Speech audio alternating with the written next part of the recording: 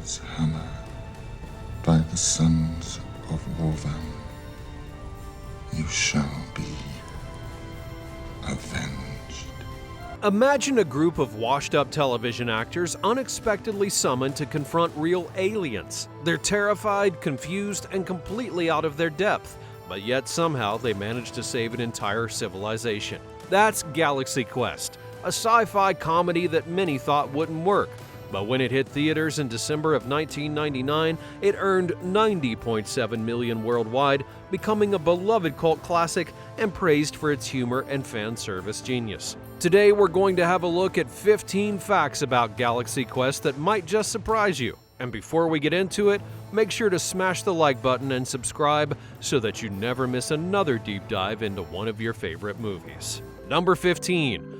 The original director of Galaxy Quest, Harold Ramis, was famous for making funny movies like Groundhog Day and Caddyshack. He joined the project in the mid-90s when it was still called Captain Starshine and wanted it to have a funny take on sci-fi fans. Ramis was really good at mixing up funny moments with heartfelt ones, but everything changed when DreamWorks began deciding who should play the lead role of Jason Nesmith. The studio wanted Tim Allen because he was really popular.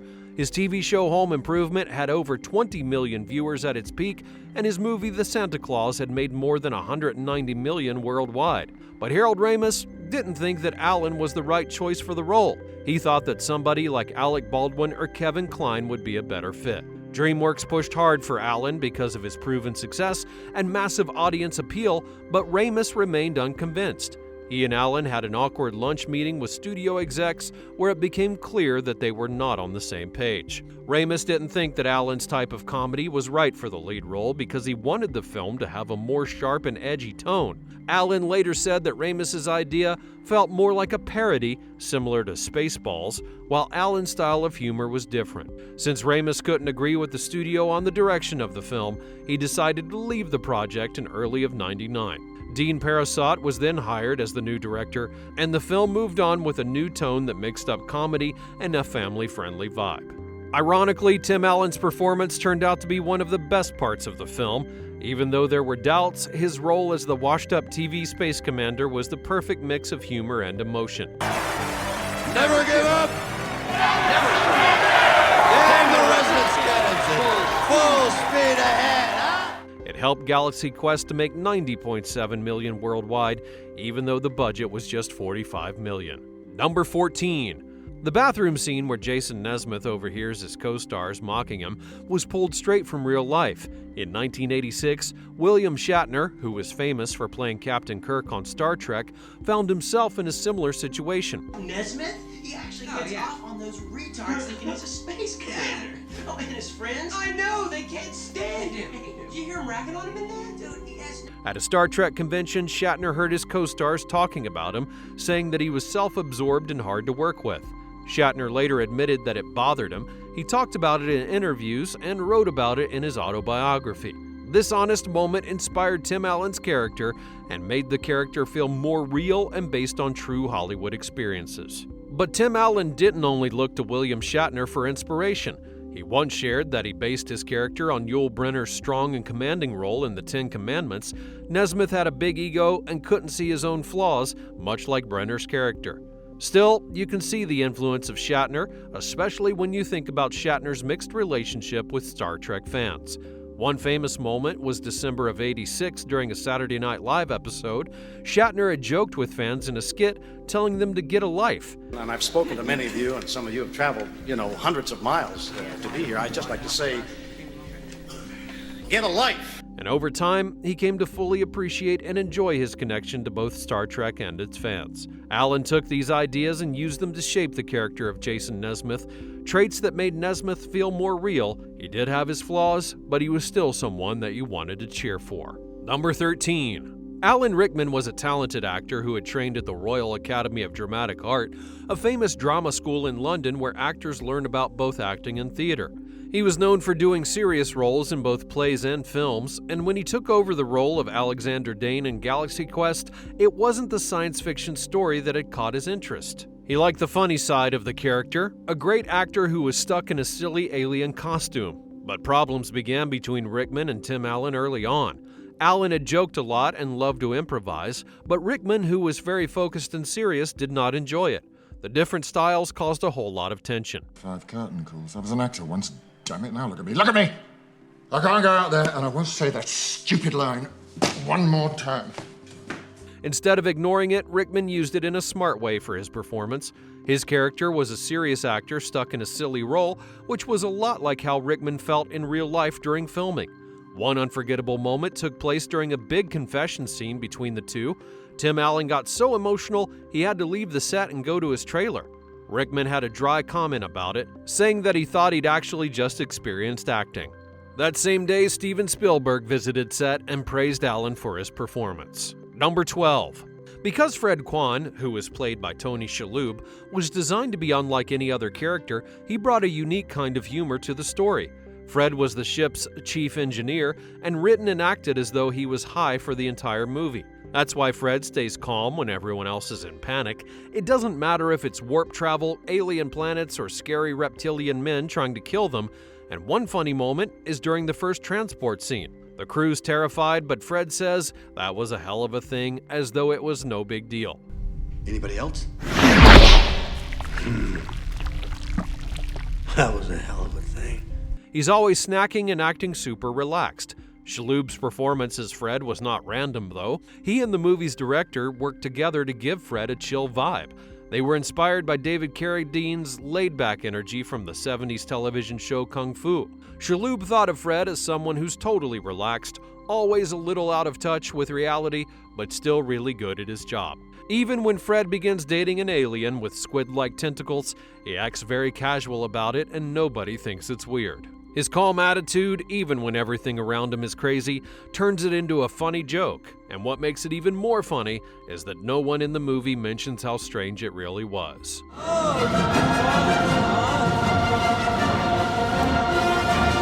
Number 11. Sigourney Weaver was already known for playing the tough Ellen Ripley in Alien and pushed hard to get a role that barely had any dialogue. When she first read the script, back when Harold Ramis was set to direct, something about Gwen DeMarco caught her attention. Gwen's role on the made-up spaceship was simple but annoying. She only repeated what the computer said. But to Sigourney, the role felt personal. She thought that it showed how women in Hollywood were often treated, even herself. Gwen's frustration about being reduced to just boobs in a suit really hit home for her, and Sigourney took the role seriously and was not about to give it up, even when the director changed. Sigourney worked with new director Dean Parasot to bring Gwen to life. She didn't get more lines, but instead used funny physical comedy and her annoyed reactions to make the character stand out. Look, I have one job on this lousy ship. It's stupid, but I'm gonna do it, okay? Even though the film changed to a PG rating and cut some of the more dark scenes that she loved, Sigourney turned Gwen from a silly joke into a memorable character. Playing a blonde, self-aware bimbo was a funny change for her usual tough roles, and she even joked that wearing Gwen's blonde wig had made her feel like her IQ went down. Number 10. The chomper scene in the film has a fun secret that fans love to talk about. While going through a scary maze with big metal chompers, Gwen DeMarco says something that sounds normal. She says, "Well, screw that." Well, screw that! In the PG version. But if you look at her lips, they don't match the words, and that's because in the original, she said something much stronger. Her original line was the F word, and exactly what you would expect from someone in a life-or-death moment. The intensity made sense for the situation, but the studio wanted the film to be family-friendly and more child-appropriate, so they overdubbed it with something more mild. The director even admitted that the dub was done in such a way that left the original word obvious to anyone who was paying attention. It was their way of preserving the raw emotion without losing the PG rating. DreamWorks changed several scenes to appeal to younger viewers, and Sigourney Weaver disliked the edits, feeling that the original version was much more sophisticated and it could have drawn a larger adult audience. Number 9. The iconic line, "By Grabthar's hammer," was never meant to stay. Screenwriter Robert Gordon originally wrote it as a placeholder, and it was supposed to sound absurd and silly, a temporary line for Alexander Dane. The plan was to replace it with a more serious and realistic sci-fi catchphrase later, but the production crew fell in love with it. They began using the phrase everywhere, and it even ended up printed on t-shirts. By the time anyone thought about changing it, it was simply too late. The line had become a part of the movie's heart. Alan Rickman did not like it at first, thinking that it was ridiculous, yet he practiced for hours to deliver it perfectly. The moment he says the line while comforting a dying Thermian became one of the most emotional scenes in the film, and fans still quote it to this day. By Grabthar's hammer. What a savings. Number 8. It's no accident that the main ship feels as though it belongs in the Star Trek universe. The NSEA Protector carries a hidden tribute to Star Trek, the original series. Within the movie's story, NSEA stands for the National Space Exploration Administration, which is a fictional version of NASA. The name and design were created on purpose to feel similar to things from Star Trek, like Starfleet Command and the United Federation of Planets. The ship's name, Protector, also sounds similar to Starfleet ships like the USS Enterprise, showing ideas of bravery and responsibility. Even the ship's designs from 1988 were inspired by classic sci-fi. It had smooth shapes and glowing engines, which made it feel linked to the Enterprise, but not exactly the same for legal reasons. One of the coolest hidden details is the Protector's registry number, NTE 3120. The prefix NTE is a clever joke that stands for Not the Enterprise. The inside joke is for eagle-eyed fans to catch if they pause in the right scenes. This small detail, shared by visual effects co-supervisor Bill George, shows how much the team actually cared about Star Trek. They didn't want to make fun of it, they wanted to honor it in a fun way. The same care is found all over the film. For example, the alien planet's name, the Klaatu Nebula, is a nod to the 1951 movie The Day the Earth Stood Still. Even the look of the Thermians' home world was inspired by Roger Dean's famous album art for the band Yes. Number 7. The screen in the film actually changes size as the story unfolds. At first, it begins in the square ratio, like an old episode of television, representing the fictional Galaxy Quest show within the movie. And then, when the story moves to the fan convention on Earth, the frame expands to widescreen. It feels a bit bigger, showing how the character's world is moving out of television and into something slightly larger. But the most exciting moment takes place when Nesmith and the others finally get into space. When the ship's sunroof opens, revealing the universe, the screen dramatically widens once again, shifting to full cinemascope ratio, making space seem massive and endless. The filmmakers did all of this on purpose to show how the story grows from small and ordinary to something huge and adventurous. This creative choice caused unexpected issues during the release. Theater projectionists were not told about the changing screen sizes, and because of it, a lot of them didn't open the curtains wide enough for the big final space scenes. This would cut off parts of the amazing view. To solve the problem, the studio sent out messages warning them to get ready for the change. Sadly, the big effect is lost on DVD and Blu-ray. They skip straight to the CinemaScope widescreen after the TV-style opening, skipping the full impact of the change. Still though, it's an amazing detail in the 1999 screen version that many people don't even notice. Number 6. The main bad guy, General Grabthar Saris, has a surprising backstory that connects to a real person. His name was actually a secret joke aimed at Andrew Saris, a well-known American film critic. Saris was famous for supporting the author theory, which says directors are like the main authors of the film. But here's the interesting part. He had written tough reviews about The Natural, a 1984 movie produced by Mark Johnson, who also worked on Galaxy Quest. Johnson didn't appreciate the criticism, and so naming the villain after Saris was a clever little payback. When Saris found out about the name, he was not too upset, but instead joked about it, saying that it probably wouldn't even make enough money for him to sue for $10 million, as long as they spelled his name correctly. A little present for you, Commander. We gotta get out of here. Move the ship. Turn it. Move it. Go. Mark Johnson originally thought of naming the villain Haskell after his wife Molly Haskell, who is also a film critic, but stuck with Saris instead. Years later, when Saris passed away in 2012, the detail about the movie remains one of its most surprising and petty Easter eggs. Number 5. Rainn Wilson and Justin Long were newcomers when they starred in the film in 1998. Wilson had played Lonk, one of the Thermians, but you'd never recognize him under all the heavy alien makeup. His role was small and almost hidden. It was a strange beginning for Wilson, who would later become the famous Dwight Schrute on The Office. The small part was the beginning of his rise to fame. Sir, I am Lank, Senior Requisition Officer. On the other hand, Justin Long's first acting role was much more visible. He played Brandon, a superfan who helps Nesmith aboard the Thermian ship. He was only 21 at the time, giving an enthusiastic performance that stood out immediately. Brandon's excitement and loyalty showed what real-life sci-fi fans are like, and Long did a great job bringing that to life. Soon afterwards, he began landing bigger roles in films like Jeepers Creepers and Dodgeball. What's even more crazy is how close they came to missing out. Wilson was so nervous performing as a Thermian, and his limited time on set didn't help. He even admitted to flubbing a deleted scene. Meanwhile, Long had never acted professionally before, only doing comedy troupe work, and somehow the movie became the launching pad for them both. It's all real. Oh my God, I knew it. I knew it! I knew it! Number 4. The alien planet you see in the film was a real place here on Earth. The production had used Goblin Valley State Park in Utah to bring the rocky, otherworldly landscape to life. The unique sandstone formations called hoodoos or goblins made the desert park look just like an alien world. And it's where the crew battled a rock monster and hunted for a beryllium sphere. But what makes the fact even more cool is that the film didn't only use the park, they actually helped to improve it. Back in the 1990s, the access road to Goblin Valley was mostly a dirt path, and when DreamWorks paid to film there, they used part of their fees to pave the road with asphalt. I just crewman number 6! Thanks to that production, visiting the park became a whole lot easier after that. Number 3.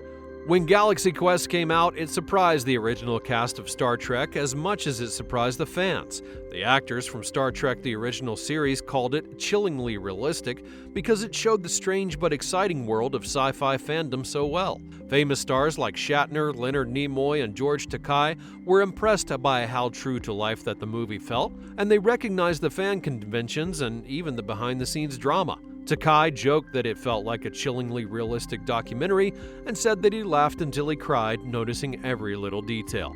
Patrick Stewart, famous for The Next Generation, almost skipped the film, thinking that it might mock Star Trek, but it was Jonathan Frakes who urged him to watch it. Stewart later remarked that the movie was brilliant, and he laughed louder and longer than anyone. Even longtime Star Trek fans gave the film high honors.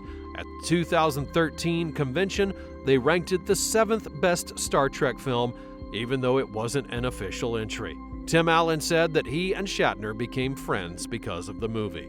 Number 2. The film won the Hugo Award for Best Dramatic Presentation in 2000, beating out The Matrix, which was the expected winner. And when it was time to announce the winner, presenters opened the envelope and couldn't continue right away. They had to stop for a moment to compose themselves, and then with excitement, they shouted, "Never give up, never surrender, Galaxy Quest." The crowd went absolutely berserk. People said the entire convention hall erupted with cheers, and it was a moment that nobody could forget. The writers went up to accept the award and were almost in tears as they spoke, sharing how much that it meant to them that sci-fi fans understood that the film was made as a love letter to the genre and not as a mockery. This would be a huge deal because Galaxy Quest became the first ever science fiction comedy to win a Hugo in this category, and it also went on to win the Saturn Award for Best Science Fiction Film. Number 1. Back in the early 2010s, there were plans for a Galaxy Quest sequel. By 2015, Amazon Studios started working on it, and there were talks of making it either a movie or an actual series. Tim Allen said that the script was almost finished and the story would have used time dilation in space to explain why the cast had aged and would have focused on the relationship between Jason Nesmith and Alexander Dane. Everything seemed ready to move forward, but in January of 2016, Alan Rickman sadly passed away from pancreatic cancer at the age of 69. After that, the project was scrapped. According to Sam Rockwell, the entire cast, including Tim Allen, Sigourney Weaver, and himself, was ready to sign up, but Rickman's death left a huge gap that nobody thought could be filled. Some fans and studio teams even floated ideas of recasting or reworking the script with someone like Benedict Cumberbatch in a similar role. However, Sigourney Weaver admitted it would be hard to come back to it without Allen being there. On top of it all, scheduling conflicts, like Tim Allen's commitment to Last Man Standing, made things even more challenging, and slowly, the sequel that everybody hoped for began to feel impossible. Even though that specific sequel never happened, the idea of Galaxy Quest has refused to fade. There have been ongoing efforts to revisit the universe, including attempts at a television series. Development talks popped up in 2014 and 15, and even after 2016. Most recently, in 2023, Paramount Plus announced a new project with producer Mark Johnson leading the charge, but as of now, it's still in development. Just like the movie's mysterious Omega-13 device, the future of Galaxy Quest remains an open question. If you enjoyed this video, be sure to smash that like button, and don't forget to subscribe so that you know every time we upload another video like this. What's your favorite part of Galaxy Quest, and do you have any recommendations? Be sure to let me know in the comments below. Thanks for watching, and I'll see you next time.